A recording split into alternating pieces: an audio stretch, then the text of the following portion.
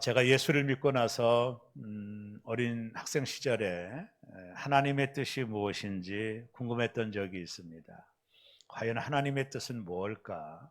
그래서 제가 어떤 일을 했느냐면 성경을 읽기 시작했어요. 중학교 3학년 때부터 고등학교 3학년 때까지 신학대학에 들어가기 전까지 성경을 참 많이 읽었습니다. 창세기부터 요한계시록까지 친구들이 함께 성경을 읽고 큐티를 하는 시간을 가졌어요. 성경의 전체적인 내용들을 파악하면서 그때 얻었던 감동들을 제가 노트에다가 기록해 놨는데 그 노트를 제가 잃어버렸습니다. 어디 갔는지 모르고 잊어버렸어요. 그때 받은 은혜가 제게 많이 있었고, 하나님은 누구신지 알고 싶었고, 나는 하나님 앞에 어떠한 삶을 살아야 되는지 하나님 나를 불러주셨으니까 그 소명에 대하여 가슴이 뜨거웠던 시간들을 저에게는 있었습니다. 가장 귀했던 건 뭐냐면 하나님의 뜻이 뭘까? 하나님이 나를 향한 뜻이 뭘까? 하나님의 뜻에 대한 궁금증이 저에게 있었어요. 그래서 성경을 그런 렌즈를 가지고 성경을 참 많이 읽었습니다. 거의 통독을 몇 번 할 정도로 성경을 읽게 됐어요.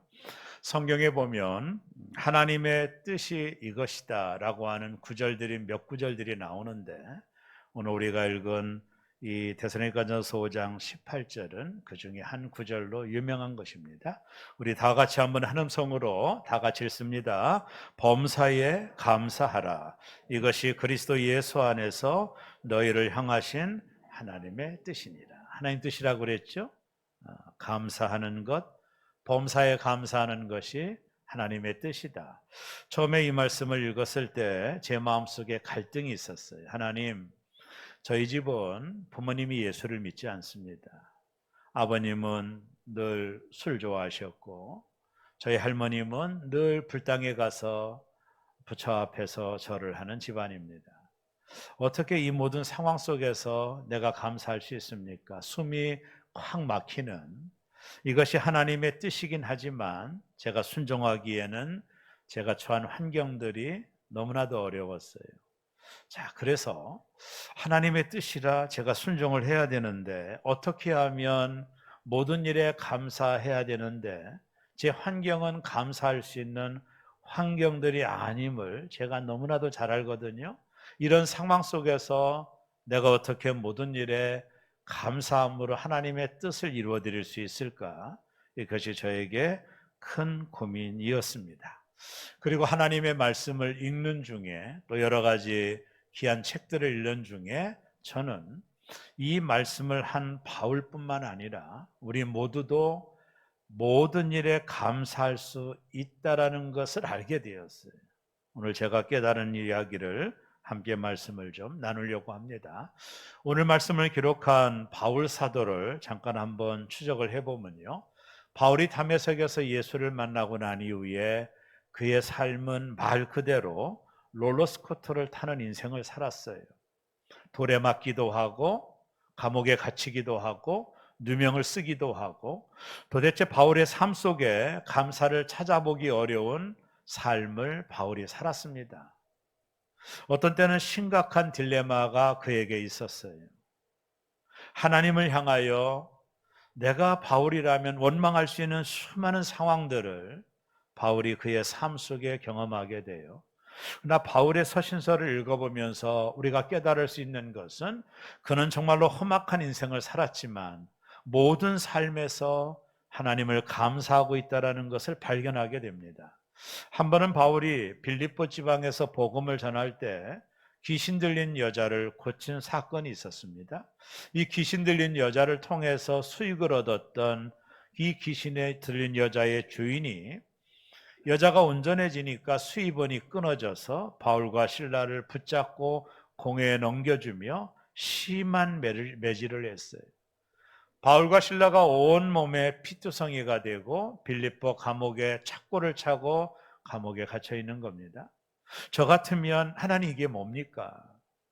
내가 복음을 전하고 악한 영을 쫓아냈고 하나님 나라를 확장하는 일에 내가 최선을 다했는데 내게 주어진 것은 매질과 혹독한 감옥의 고통이 내게 주어졌으니 이게 뭡니까? 라고 말할 수 있지만 우리가 사도행전에 보면 이 사건 후에 바울이 빌립보 감옥에 매를 맞고 만신창이가 된 상태에서 발에 착고를 찬 상태에서 성경은 이렇게 말합니다. 한밤중에 바울과 실라가 감사하며 기도하고 찬송하더니 어떻게 감사가 나올 수 있을까요?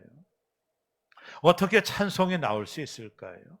찬송할 수 없는 상황입니다. 감사할 수 없는 상황임을 누구나 압니다. 그러나 바울은 그 상황 속에서 하나님께 감사하고 하나님께 찬송함으로 인하여 빌립보 감옥의 옥문이 열리고 간수가 구원받는 놀라운 역사가 일어났어요. 바울은 병마로 고통을 당하던 시절이 있었습니다. 눈의 안질로 인하여 고통을 당할 때 3번씩 하나님 앞에 낫기를 위하여 기도했어요. 하나님, 이 병을 고쳐주십시오. 사역자인 내가 눈에서 고름이 나오고 좀 좋지 않습니다. 바울은 자신을 위해서가 아니라 복음을 전하는 자가 병마로 고통당하면 사람들에게 유익이 없을 것 같아서 하나님 앞에 3번씩 기도했지만 하나님의 역사는 내 은혜가 내게 족하다라는 응답이었습니다. 그대로 사는 것이 너에게 은혜라고 하는 하나님의 응답을 받고 바울은 오히려 내가 약할 때 강하다며 하나님을 찬양하며 감사한 것이죠. 그는 정말로 범사에 감사하는 사람이었습니다. 바울이니까 가능하다라는 생각을 우리가 할 수 있지만 전혀 그렇지 않습니다. 바울이 감사할 수 있었던 놀라운 키워드가 있고 오늘 이 아침에 우리가 그것을 붙잡아야 되는 것이죠. 모든 일에 감사하는 것이 하나님의 뜻이라면 저와 여러분들도 감사해야 되는데 어떻게 모든 일에 감사할 수 있을까? 첫째는요, 감사는요 조건이 아니라 해석입니다. 우리는 어떤 조건이 이루어지면 감사할 것이라고 이야기를 해요. 내 자녀가 좋은 대학에 합격하면 내가 그때 하나님 앞에 감사하겠습니다. 내가 좋은 직장에 들어가면 내가 그때 하나님 앞에 감사하겠습니다. 내가 하는 사업이 잘 되면 그때 내가 하나님 앞에 감사하겠습니다. 혹 내가 병들었으면 내 병이 나으면 하나님 앞에 감사하겠습니다라고 말을 해요. 우리가 원하는 조건들이 이루어질 때 하나님 앞에 감사할 수 있을 것이라고 말하지만 그것은 불가능한 일입니다. 우리 안에 있는 이 욕심에 원심력이 있어요. 우리 안에 있는 이 욕심은 브레이크가 고장난 마음의 상태입니다. 욕심이 작용하고 있는 한 우리는 그 어떤 조건이 이루어져도 또 다른 욕심을 갖는 인간의 나약함 때문에 어떤 조건이 이루어져서 감사할 수 있다라고 하는 말은 그것은 틀린 말입니다. 우리 안에 있는 욕심은 끝이 없어요. 미국의 대부호였던 록펠러가 세계 가장 큰 부자였던 록펠러에게 기자가 찾아가서 질문을 던져요. 선생님은 어느 정도 벌면 행복할 것 같습니까? 이 세계 최고의 부자였던 록펠러가 뭐라고 대답한지 아세요? 내가 조금만 더 벌면 행복할 거라고 말을 했어. 사람의 욕심은 옛날 시골집의 아궁이와 같아서 끊임없이 나무를 태워 불을 태워도 아궁이는 여전히 나무를 받아들이는 것처럼 인간의 욕심은 브레이크가 고장난 제약된 상태입니다. 인간의 욕심이 작용하고 있는 한 인간은 그 어떤 조건이 이루어져도 감사할 수가 없습니다. 문제는 뭐냐면 감사는 조건이 아니라 해석이라는 것을 저도 깨닫게 된 거예요. 내 가정이 여전히 어렵지만, 여전히 불편하지만, 여전히 만족하지 않지만 이 모든 상황 속에서 이것 또한 내게 감사한 일이 아닌가. 내가 당한 모든 상황, 내가 겪고 있는 모든 일을 내가 감사로 받아들이는 거예요. 그리고 감사로 이해하는 거예요. 그리고 감사로 깨닫는 것입니다. 우리가 모든 상황을 감사로 이해하고 감사로 받아들이고 감사로 깨닫게 되면 모든 상황 속에서 범사에 감사할 수가 있게 돼요. 우리의 아픔도, 우리의 고통도, 우리의 슬픔도, 우리의 괴로움도 감사로 해석하고 감사로 받아들이고 감사로 이해하고 감사로 깨닫게 되면 우리는 모든 일에 감사할 수 있는 자가 되고 하나님의 뜻을 이루어 드릴 수 있는 것입니다. 감사는 조건이 아니라 깨달음입니다. 어떤 목사님이 어린 시절 폭력적인 아버지 밑에서 정말 어려운 시간을 보냈다고 그래요. 이 아버지는 조폭 출신처럼 날마다 시간만 되면 자기를 구타했대요. 너무나도 무서웠던 아버지 밑에서 그 학창 시절을 다 빗바라게 어려움 가운데 산 거예요. 아버지가 너무나도 폭력적이었어요. 그 폭력적인 아버지 밑에서 그래도 믿음 지키고 끝까지 승리하여 나중에는 목사 안수를 받고 선교사로 파송을 받게 되었다고 그래요.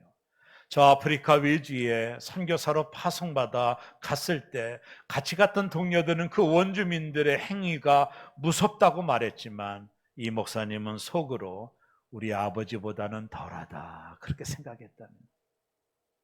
그러면서 마음속에 어떤 생각이 드냐면 내가 그 학창시절에 폭력적인 아버지 밑에서 내가 훈련받고 내가 연단하여 하나님이 이렇게 무서운 곳에도 무섭지 않고 쓰임받을 수 있는 것이구나. 그래서 오히려 그런 아버지를 주신 하나님 앞에 감사하다라는 간증을 듣고 은혜를 받았습니다. 감사절에 많이 부르는 찬양 중에 날 구원하신 주 감사라는 찬양이 있어요. 이 가사의 1절에 보면 이런 내용이 나옵니다. 향기로운 봄철의 감사. 저도 봄을 좋아하지만 봄에는 꽃이 피어서 향기 나잖아요. 이어서 말합니다. 외로운 가을날 감사. 가을은 외롭죠. 쓸쓸하죠. 그래도 감사하다라는 거예요. 2절에 이렇게 말합니다. 응답하신 기도 감사. 이어서 거절하신 것 감사. 우리가 하나님 앞에 드렸던 모든 기도가 하나님으로부터 응답을 받았다면 아마 저와 여러분들은 이곳에 없을 것입니다. 어떤 때는 거절하심이 하나님의 은혜요, 하나님의 축복인 것을 깨달았던 이 찬송을 만든 사람은 거절하신 것도 감사라는 노래를 하고 있는 거예요. 2절의 하반절에 또 이렇게 나옵니다. 아픔과 기쁨도 감사. 아플 때도 있지만 그래도 감사, 기쁠 때는 더 하나님 앞에 감사. 이 찬양의 악보는 3절입니다.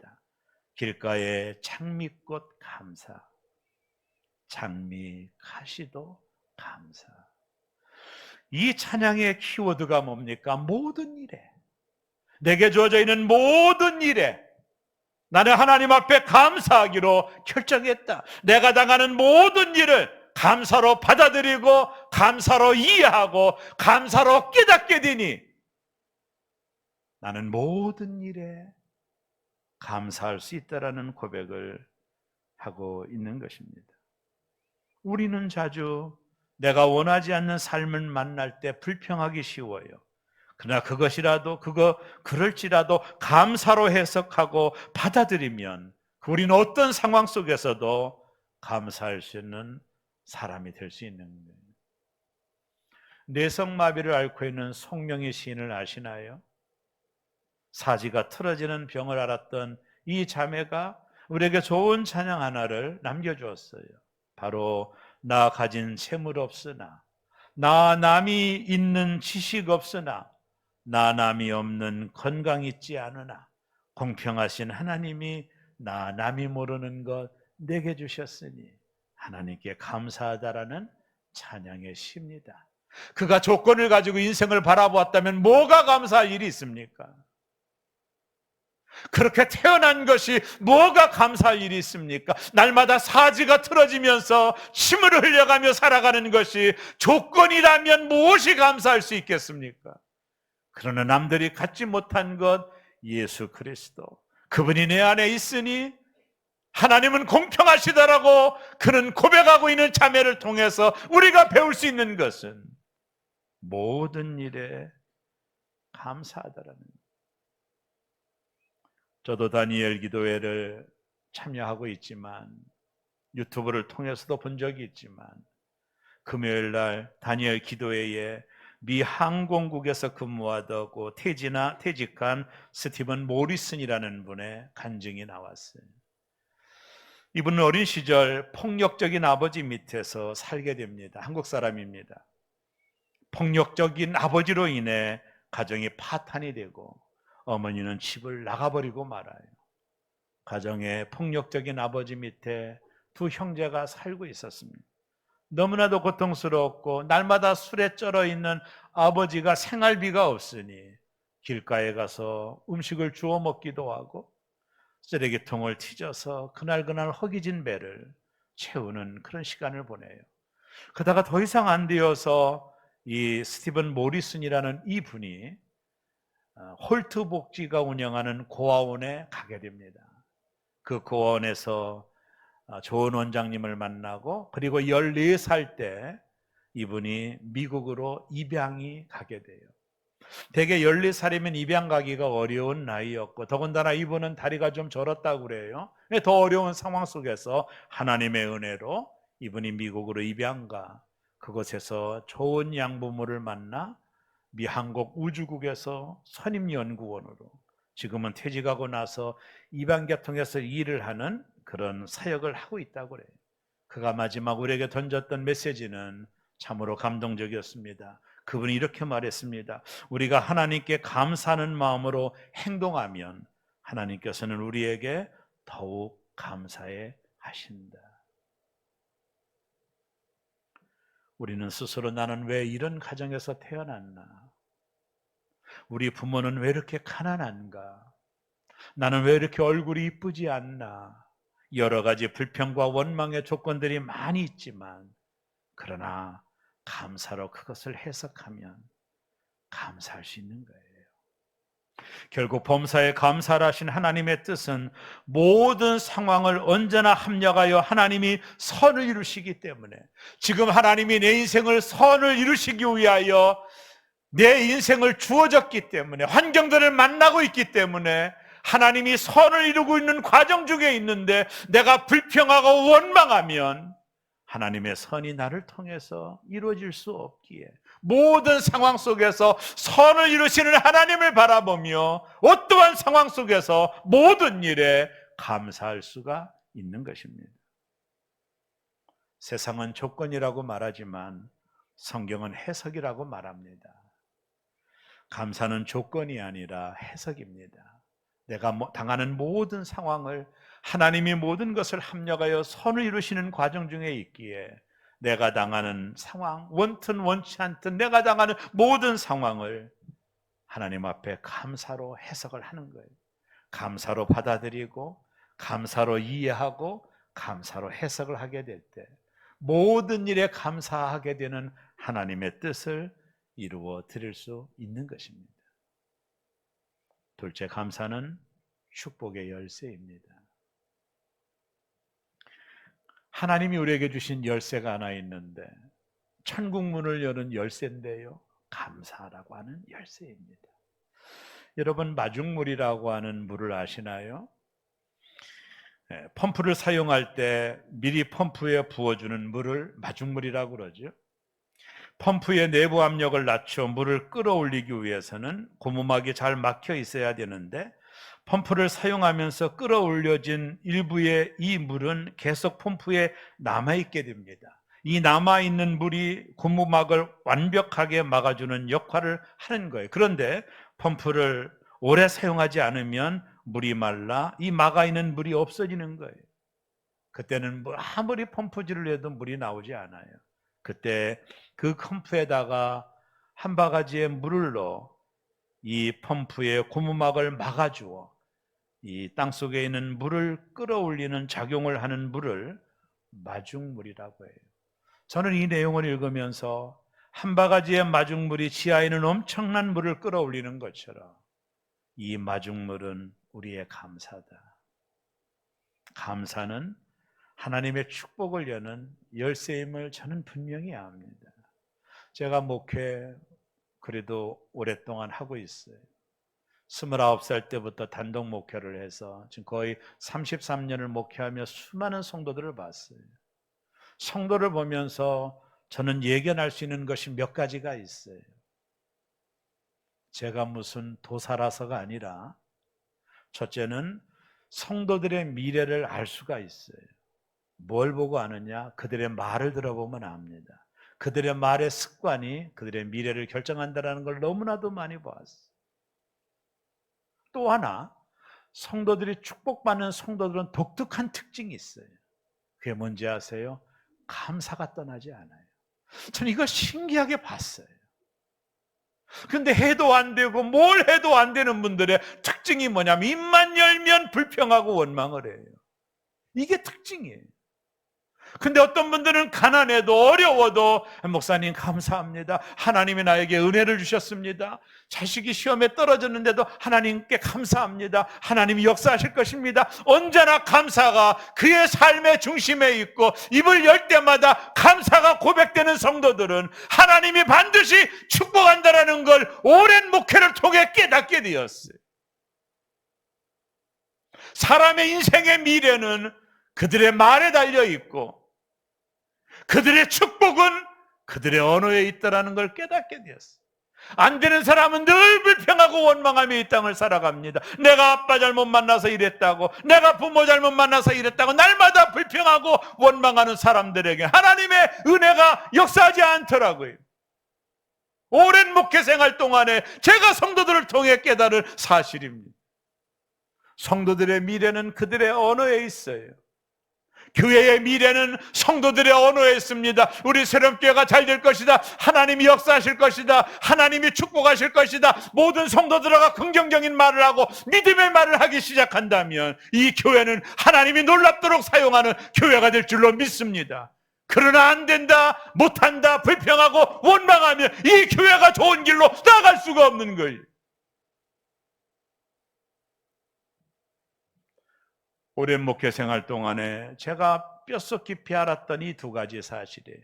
하나님의 축복은 감사하는 성도를 통해 흘러간다는 것과 성도들의 미래는 그들의 언어에 있다는 걸 알게 되었어요.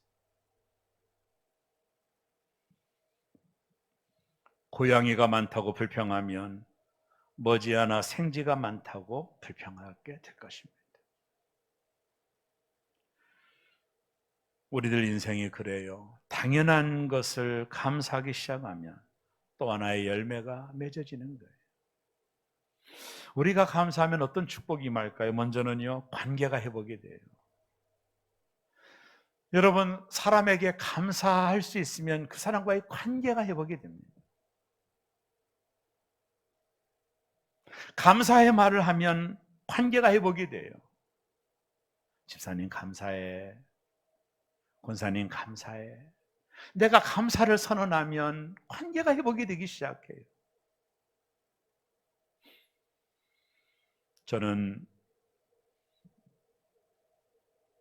몇 파트별로 사람을 대하는 그런 오랜 동안 제 경험이 있는데 제가 늘 역부로 만나기를 싫어하는 부류가 있어요. 원망과 불평하는 사람들입니다. 그들을 만나면 내게 유익이 없어요.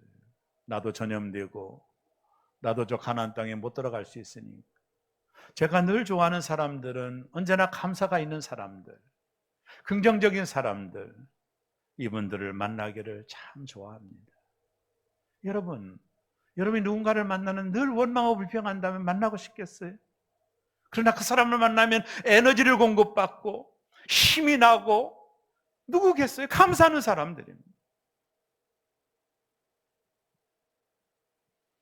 감사하면은요, 관계가 회복이 돼요. 오늘 예배 끝나고 여러분 서로에게 찾아가서 집사님 한 해 동안 감사했어. 기도해 줘서 고마워.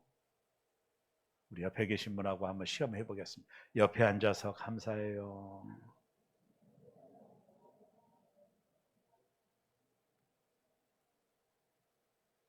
감사하면은요, 인간관계가 회복이 돼요. 또 감사하면은요, 기도의 문이 열려요. 이건 아주 제가 아는 영적인 놀라운 키워드인데요. 여러분, 사랑과가 엉키면 하늘도 엉켜져요. 여러분, 절대로 사랑과 엉키면 안 돼요. 땅에서 매면 하늘에서도 매이고 땅에서 풀면 하늘에서도 풀리는 거예요. 그래서 예수님께서 뭐라고 말씀해요? 너희가 하나님 앞에 예배하기 전에 형제와 다툰 일이 있으면 화해하고 와서 하라는 거예요. 왜요? 기도가 응답이 안 되니까. 여러분 절대로 매이면 안 됩니다. 관계를 푸셔야 돼요. 매이면 기도가 하늘에 상달이 안 돼요. 감사는 기도의 문이 열리게 만들어요. 제가 정말로 기억나는 한 분이 있어요. 지금 세상 돌아가시는 첫 번째 목회지에서 그 집사님이 한 번은 찾아와서 목사님 내 기도가 자꾸 응답이 안 돼요. 그래서 제가 조금 막힌 게 있나 한번 좀 점검을 하겠더니 한 일주일 뒤에 또 왔어요. 목사님 내가 찾았어요. 내가 옆집에 양동이를 훔쳤는데 지금까지 내가 숨겨두고 안 줬어요. 집사님 갖다 드리세요. 그걸 갖다 줬더니 그분도 훔쳐간 걸 알고도 무서워가지고 말을 못했대요. 화해가 일어났어요. 떡도 해서 갖다 주니까. 그러고 나서 이분이 기도를 했는데 오래 지나지 않아 저에게 찾아와서 목사님 내 기도가 응답됐어요. 하나님께 너무 감사해요.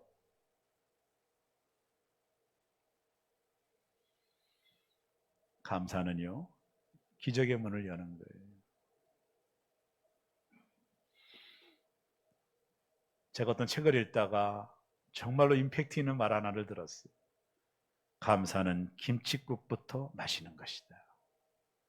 김칫국 드셔보셨죠? 우리가 설레발을 치고 막 급할 때 뭐라고 말해요? 김칫국부터 마시지 마. 이런 말 하죠? 하나님 앞에서는 김칫국을 마셔야 돼요. 그러면 하나님이 떡을 주셔요. 그 김칫국이 뭐냐? 바로 감사합니다. 여러분 감사를 계속 마시면 계속 감사하면 하나님이 우리가 목마를까 봐 그때 비로소 떡을 주시는 거예요. 김칫국 마시기 바랍니다. 하나님이 떡을 주실 것입니다.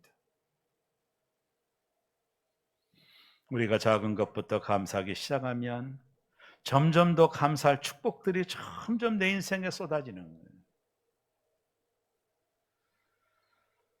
하루는 예수님이 벳사다 언덕에 먹지 못했던 한 1만 명 되는 사람들을 안타깝게 여겨서 제자들에게 너희가 먹을 것을 주라고 했을 때 안드레가 어린아이에 보리떡 5덩어리에 물고기 2마리 가장 작은 식사입니다. 그걸 예수님께로 가지고 왔어요. 예수님이 그 가장 작은 식사를 하나님 앞에 감사로 올려드렸을 때 5천 명이 먹고 12광주리가 남는 놀라운 축복을 허락해 주셨어요. 그 가장 작은 것을 감사할 때 하늘문이 열린 거예요. 감사는 이처럼 하늘문을 열게 만드는 거예요. 감사는 항상 업데이트가 됩니다. 감사는 항상 업그레이드가 됩니다. 이게 원리입니다. 그러므로 감사는 축복의 문을 여는 열쇠입니다. 하나님이 우리에게 축복의 문을 여는 열쇠를 주셨는데 그것은 감사라고 하는 열쇠입니다. 마지막 3번째 감사는 표현해야 돼요. 종은 울릴 때까지 종이 아니고 감사는 표현할 때까지 감사가 아니에요. 한 번은 예수님이 길을 갈 때 10명의 문둥병자가 고쳐달라고 소리를 쳐요. 예수님이 그들이 너무 안타까워서 제사장에게 너의 몸을 보이라고 했을 때 10명의 문둥병자가 믿음으로 제사장에게 가는 중에 온몸이 깨끗이 치유가 됩니다. 놀라운 일이 벌어졌죠? 얼마나 고마웠겠어요. 사람이라면 예수님으로부터 받은 은혜라는 걸 누구는 몰랐겠어요? 다 알았겠죠? 근데 그 한 사람, 사마리아 사람이 예수님께로 와서 무릎을 꿇고 감사를 표현했어요. 그때 예수님이 던졌던 유명한 말씀이 있어요. 그 9은 어디 있느냐는 거예요. 예수님이 대접받고 싶어서 말했을까요? 아닙니다. 그 9은 어디 있느냐? 감사를 표현하지 않는 사람에 대한 예수님의 서운함이에요. 그 9은 어디 있느냐? 그들도 감사했을 거예요. 마음으로는 감사했을 거예요. 그러나 그 한 사람만 예수님께로 와서 감사를 표현할 때 오히려 그는 영혼도 구원받는 놀라운 축복을 하나님이 그에게 허락하신 거예요. 감사는 표현하는 거예요. 어떻게 표현할까요? 말로 표현하는 겁니다. 한 해가 가는데 나를 도와주신 분들이 있다면 여러분 찾아가서 말로 집사님 고마워, 집사님 때문에 행복했어, 감사해, 말로 나에게 도움을 줬던 많은 사람들에게 속으로만 품고 있지 말고 말로 감사를 선포하는 거예요.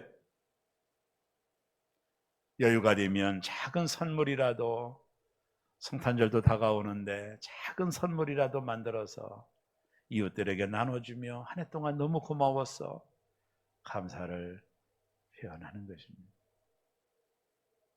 어저께 제 아내가 과자 하나를 주면서 여보 빼빼로 받았어, 너무나도 고마워 하더라고요. 누군가 존재는 저는 모르겠어요.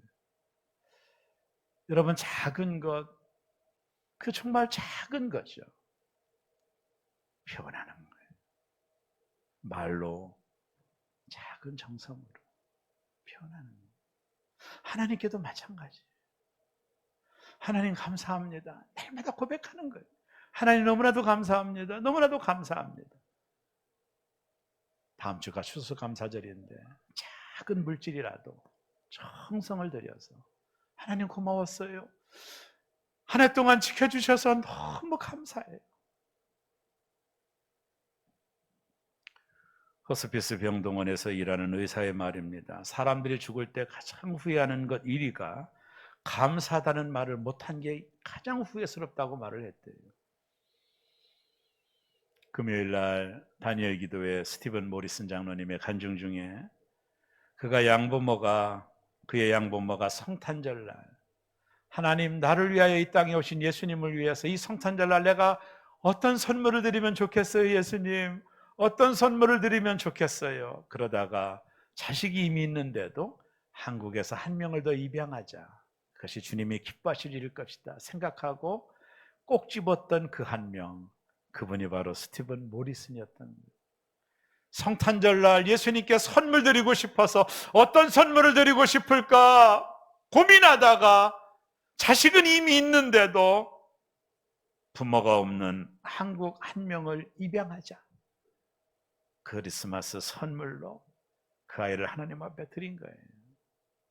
그래서 13살짜리 스티븐 모리슨이 그렇게 하나님 앞에 귀하게 쓰임받을 수 있었던 것입니다. 예수께서 한 집에 들어가셨을 때 문둥이 시몬의 집에 한 여인이 돌발 행동을 합니다. 갑자기 나오더니 옥합을 깨트려, 뚜껑을 연 게 아니에요, 옥합을 깨트려 예수님 발 앞에 풀며 자신의 머리털을 풀어 예수님의 발을 씻겼어요. 옆에 보았던 가룟 유다가 야단이 났습니다. 그 비싼 것을 허비한다고 야단이 났습니다. 그때 예수님이 내게 좋은 일을 했다라고 말을 했습니다. 이 여인은 누구예요? 7 귀신 들렸다가 예수님 때문에 고침받은 여자. 이 은혜를 어떻게 하면 갚을 수 있을까?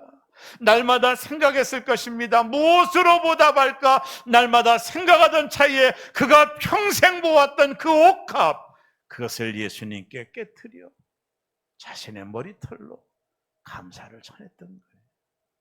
예수님은 너무나도 많은 감동을 받아 이 복음이 전해지는 곳마다 이 여인이 행한 것을 너희도 전해라고 말할 정도로 여인은 예수님께 감사를 드린 것입니다.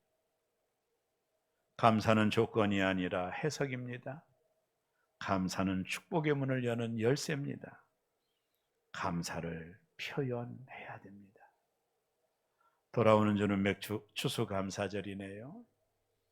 여러분 한 주간 동안 하나님 은혜가 너무 감사한데 내가 뭘 드리면 가장 하나님 기뻐하실 수 있겠어요? 기도해보는 시간 되기를 바라고, 한 주간 동안 여러분에게 은혜를 주셨던 사람들을 찾아가서 집사님 고마워, 너무나도 감사해, 말로 감사를 좀 표현하셔서 김칫국을 계속 마시기를 바라며, 여러분이 계속 김칫국을 마시면 하나님이 떡을 주신다니까요. 그래서 미리 감사가 너무나도 중요한 거예요. 사랑하는 새롬의 교우 여러분, 추수감사절을 앞두고 범사에 감사하라, 이는 그리스도 예수 안에서 너희를 향하신 하나님의 뜻이라는 말씀을 꼭 기억하시고 한 주간 감사가 풍성한 한 주간 되기를 바라고 하나님 앞에나 사람 앞에 감사를 드리는 그런 한 주간 우리 모두가 되기를 주의 이름으로 축원합니다. 저는 추수감사절을 앞두고 뭘 감사할까 성도들에게 한 해 동안 어려운 환경 속에서 센터 잘 건축해서 너무 감사하고 한 번도 마음에 요동하지 않고 이 일을 이루어 주신 게 너무 감사합니다. 제가 이 자리에 담임 목사로서 고개 숙여 감사드립니다. 우리 새롭게 모든 성도들에게 감사드립니다. 여기까지 함께 하신 하나님 앞에 감사드립니다. 한 주간 동안 감사가 풍성한 한 주간 되기를 주의 이름으로 축원합니다. 기도하겠습니다.